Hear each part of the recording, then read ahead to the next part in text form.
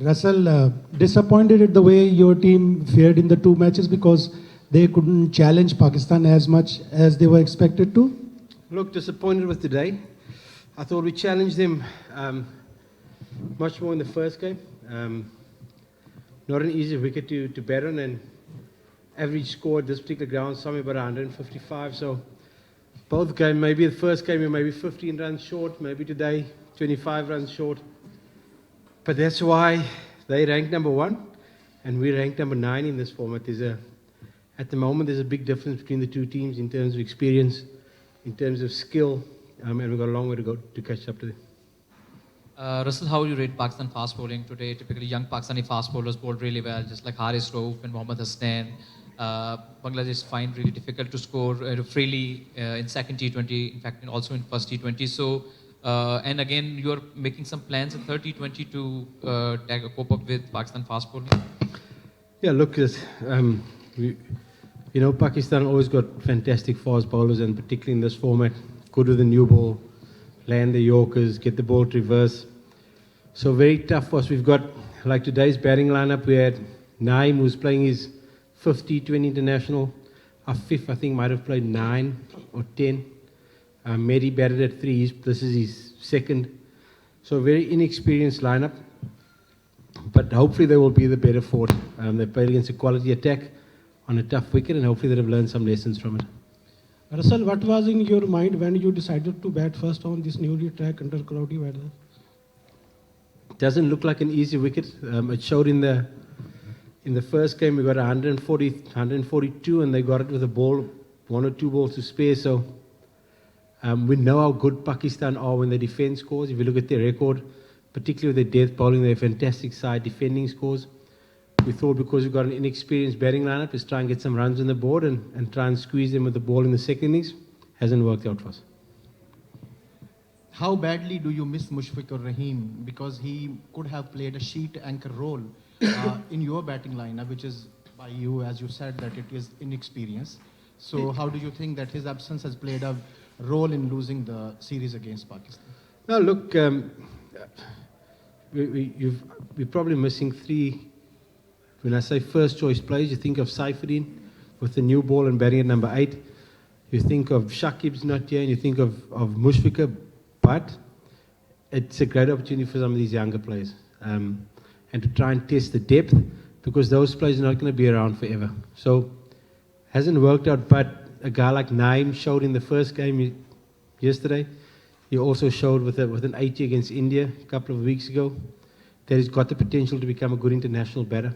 So if you had those guys playing, you might not have unearthed a player like that. So whilst the result hasn't been great, it's been great learning for all of us, and especially those young players, to see how far they still need to go to get to the likes of Baba Azam and Shoaib Malik and Mohammad Hafiz. So been great learning for them. Russell, are you comfortable with the way the openers and in the first 10 overs or so, the way Bangladesh have paced their innings? Because today, even when Tamim was hit the way he was yesterday, it didn't seem like he was really able to kick on until after the 15th over, when it might have been too late. Yeah, look, it's a challenge. My first tour with Tamim, and I thought he's played well both innings. For sure, there's improvements that he can make in his game. First game, I think we were about 68 without loss after 10. We were okay. Today we just kept losing wickets at the wrong time. Lost the wicket 2nd over, lost the wicket 4th over, lost the wicket 8th over. So difficult for him to open up his game, because the batters that he's batting with are also going at a runner ball. So there's work to be done for all of us in that particular regard. My first time with him, seeing how he goes about his T20 business, and we've all got things we can improve on. The discussions I need to have with him going forward will hopefully take his game forward into the next level. But there's work to be done in that department as well. Russell, how do you see your trip in Pakistan? You are in Lahore now. It's 2nd day now. So how do you feel now? No, it's been great. I've really enjoyed it. It's my first time to Pakistan, and it's been fantastic. The crowds have been good. The wickets have been a little bit average. The wickets haven't been great. But we're up against a fantastic Pakistan team, and The team's pretty comfortable at the moment. We're all feeling good. Unfortunately, we're down because of the result, but other than that, we'll be okay.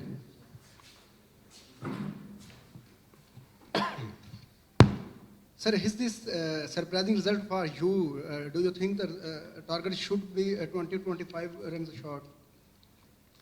Today we're definitely 20-25 runs short. The wicket may be a little bit better than the first day's wicket.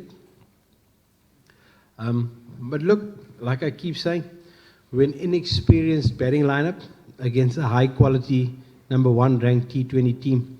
We want to try and get there, we want to try and improve, and hopefully the lessons we learn from these 2 games will take us forward. Like I said earlier, it's a very young batting lineup. The top 3 of the top 4 only played less than 10 games, so some big lessons for all of us to take forward. Coach, having Shomo Shorkar in your team, what is the thought behind Mehdi? Send Mehdi up front the order. Excuse me. So Shomo's had a lot of opportunities at the top of the order, and I think he's a fantastic player. But we're definitely trying to find some guys who can hit the ball out the ground at the back end of an innings, which Bangladesh always seem to be short of. Excuse me. Some power hitters at the back end. So we're just trying 1 or 2 things. Litton normally opens the batting. He batted number 4 here, probably out of his position, and it showed a little bit. Shomo generally opens, bats 3, but we've got a whole host of opening batters. So we're looking at those different combinations to see if we can use them in those roles.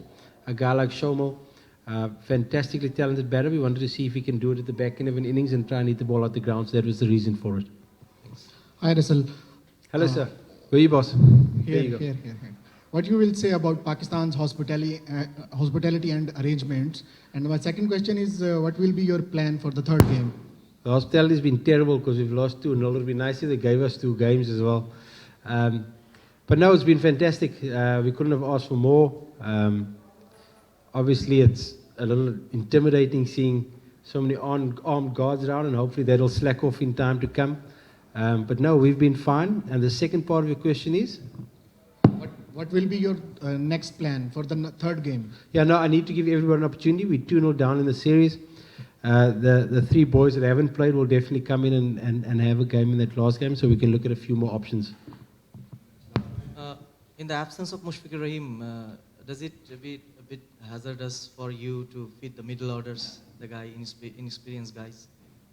Is it hazardous to have? Hazardous to feed the inexperienced guy into the middle orders in absence of Mushfiq?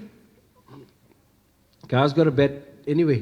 T20 cricket, it's not about batting 4 or 5, it's about the situation of the game. So look, there are a couple of players missing, but we've got some good players in that lineup that need to perform a little bit better than they have over the last 2 games. That's the bottom line. Thank you, guys. Oh, that's yours. Sorry.